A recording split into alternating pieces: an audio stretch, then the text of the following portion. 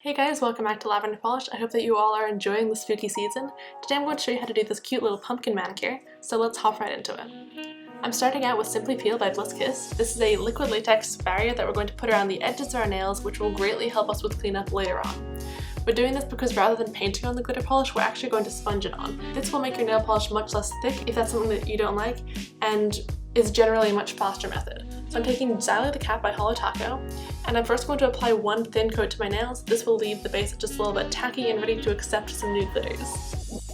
And when you're using this polish in particular, it will also make your nails look so much more stained than they already are. Thanks Holotaco, really boosting the confidence there. Awesome. Once nail polish is just a tiny bit tacky, you're going to take a makeup sponge and apply the glitter polish onto the sponge. This will soak up all the jelly and it'll leave just the straight glitter so that they can slap it right down onto the nail. Re-up your makeup sponge when it runs out and go one more time. Once you've removed the Simply Peel from around the edges, go ahead and put one more coat of polish on there.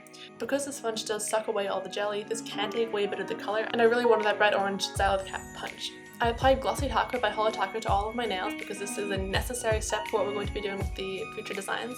I then took this blood drip vinyl from TwinkledT and Devil's Advocate from Essie. And once the vinyl was securely pressed down onto my nail, I went ahead and painted Devil's Advocate on as I would regularly. Now you may be wondering, Lavenderpolish, why didn't you just put Devil's Advocate down first and sponge the glitters on top? Wouldn't that be so much easier? The answer is yes, it would, but this Essie polish is actually a tiny bit sheer. And I really wanted to have these glitters poking through the polish, as you can see right here. I think it adds this extra sort of 3D effect. It looked a little bit spooky, very murky. And I also just didn't think to do it the other way. So don't worry about it, basically. Before the nail polish is dried, we're going to go ahead and peel off the vinyl. The reason that we're going from the base to the tip is because if you went side to side the way that you usually would, the vinyl would kind of twist and the blood drip parts might mess up the edges. Generally when you're removing vinyls, you always want to remove in the direction of the vinyl, which in this case was base to tip. After a bit of cleanup, I am once again applying another layer of top coat to seal in the full design and keep the glitters looking fabulous. Moving on to my ring finger, I'm taking a skinny striping brush from TwinkledT acrylic paint, and I am attempting to freehand a jack-o'-lantern face. This is not the easiest thing for me. I'm not very skilled in freehand painting. I haven't done it in quite a while, and that is why we're using acrylic paint. When you put acrylic paint over a top coat, you can actually scratch it off very easily once it dries. This means that if you make any mistakes or if you just want to clean up some edges, it is no problem. Unlike regular nail polish, you don't have to completely redo your design just because of one tiny little mistake, which is perfect for me because I made several large mistakes while doing this. Like I said, it has been a while since I've tried to freehand something. It is also much more difficult when you have a camera in your way that you were trying to avoid.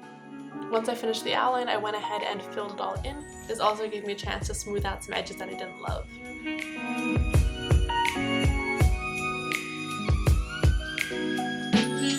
Once the acrylic paint was dry, as I said, you can actually scratch it off. So here I'm taking some tweezers because I couldn't find a toothpick, and I'm just going through and evening out some of the edges that I didn't like too much.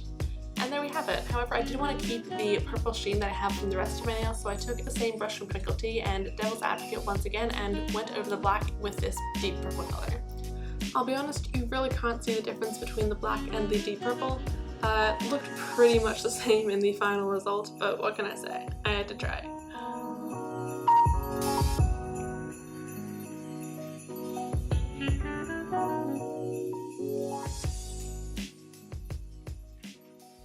I finally put on the last top coat to seal in the full design, and oh, look at how shiny and pretty that is. Damn, look at those freehand skills. Oh my god, someone should hire me. But yeah, so this is how the design turned out. I actually really like it. I love the color of Zyler the Cat. I really like how the glitters poke through with the Devil's Advocate, and I think it's the perfect sort of Halloween manicure. I don't know. Let me know what you guys think. As usual, would you like to recreate this yourself? Have you used any of these polishes before? And of course, what are your Halloween plans? What are you gonna do in the pandemic? How are you staying safe and also having some fun on Halloween?